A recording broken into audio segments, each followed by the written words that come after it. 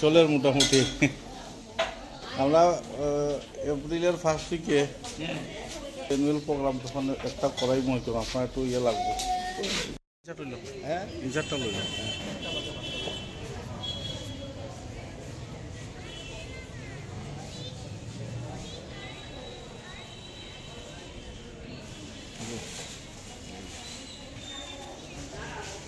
আজকে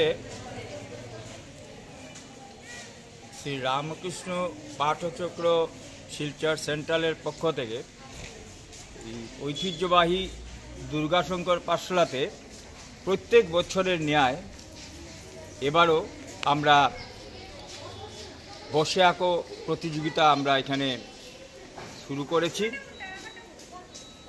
4টা ভাগে বিভক্ত, ক্লাস 1 থেকে ক্লাস 10 পর্যন্ত। আর উপলক্ষটা হচ্ছে স্বামী বিবেকানন্দের যে জন্ম উৎসব যেটা হবে আগামী 12 জানুয়ারি সেইটাকে সম্মুখে রেখে আমরা তার কার্যক্রম আমরা শুরু করেছি আজকের এই বসে আঁকো প্রতিযোগিতার মাধ্যমে। তো গত বছরও হয়েছিল, সঙ্গে যোগাসন প্রতিযোগিতা হয়েছিল। এবার যদিও যোগাসন প্রতিযোগিতা আমরা বিশেষ কারণে আমরা করতে পারছি না।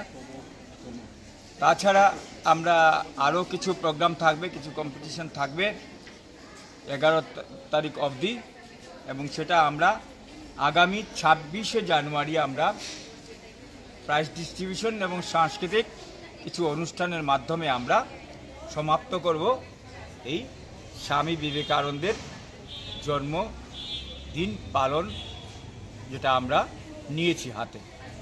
আজকের এই আধুনিক জগতে আমরা একটা জিনিস লক্ষ্য করেছি যে যুব প্রজন্ম যেটা বিভিন্নভাবে নিষ্পেষিত হতে চলেছে। ইন্টারনেট খুব ভালো জিনিস, মোবাইল খুব ভালো জিনিস, আমি সম্মান করি। এই প্রতিযোগিতার দিনে বিশেষভাবে প্রয়োজন রয়েছে সেগুলি, কিন্তু যে মোবাইলের ব্যবহার এবং যে ইন্টারনেটের ব্যবহার যেভাবে অপব্যবহারে রূপায়িত হয়েছে, এবং এই সৃষ্টির শ্রেষ্ঠ জীব মনুষ্যকুল, এই যে যুব প্রজন্ম, এই প্রজন্ম দিনে দিনে অ্যাডিক্টেড হয়ে যাচ্ছে মোবাইলের প্রতি। নির্বিচারে কোনো ভালো প্রোগ্রাম খারাপ প্রোগ্রামের কোনো ব্যবধান নেই, সব কিছু হাতাচ্ছে এবং বাজেভাবে মোটিভেটেড হচ্ছে, অ্যাডিক্টেড হচ্ছে।